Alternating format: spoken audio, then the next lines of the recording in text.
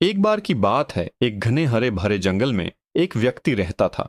लियो बलवान और भयंकर था और सभी जानवर उससे डरते थे। दहाड़ से उनकी रीढ़ में सिहरन आ जाती थी और उसकी उपस्थित में एक शक्ति और सा सामर्थ्य का अवशासन। एक धूप भरी दोपहर, जब लियो एक बड़े बबूल के पेड़ के नीचे आराम कर रहा था, एक छोटा सा हेजोंग जिसका नाम हैरी उसके पास आया। हैरी चतुर और तेज तर्रार था, जो लियो से बिल्कुल विपरीत था। अपने छोटे आकार के बावजूद भी हैरी को जाना जाता था अपने तेज दिमाग और अच्छे व्यवहार के लिए। नमस्ते राजा लियो, हैरी खुशी से चहका। मैंने ऐसी कहानियां सुनी हैं कि आपकी ताकत बहुत बड़ी है, लेकिन मुझे आश्चर्य है कि क्या आप दूसरों को मात दे सकते हैं। तभी लियो ने बोला, सबसे छोटे जीव, क्या आप अपनी बुद्धि का परीक्षण करने का साहस करेंगे?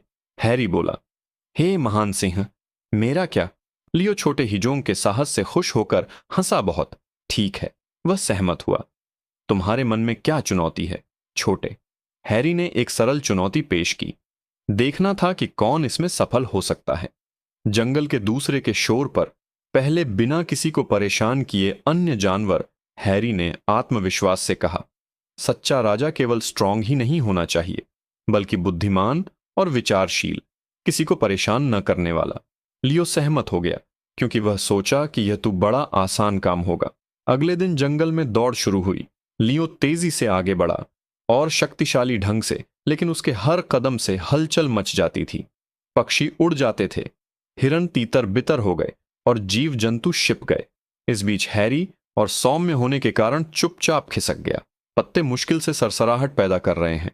दोपहर तक हैरी जंगल के किनारे तक पहुंच गया था, जबकि लियो अभी बहुत दूर था, पीछे अपने बावजूद उसके द्वारा उत्पन्न की गई गड़बड़ी से निराश होकर। जब लियो आखिरकार हफ्ता हुआ, चिड़चिड़ा हुआ पहुंचा, तो उसने हैरी को पाया इंतजार में। अपने इतनी जल्दी कैसे कर लिया बिना किसी परेशानी से? लियो ने घबरा कर पूछा। एक सौम्य मुस्कान के साथ हैरी ने जवाब दिया, हो सकता है मुझ में तुम्हारे जैसी ताकत ना हो, लेकिन मैं समझता हूं कि सच्चा सम्मान और नेत्रराव, दूसरों के प्रति समझ और विचार से। लियो ने हैरी के शब्दों पर विचार किया और महसूस किया कि उसकी ताकत अकेले नेत्रराव को परिभाषित नहीं किया। उस दिन से उसने अपनी शक्ति के साथ साथ नम्रता का भी अभ्यास किया। अन्य जानवरों के सम्मान और प्रशंसा अर्जित करना शिक्षा। अक्ल का साइज के साथ कोई लेना देना नहीं है।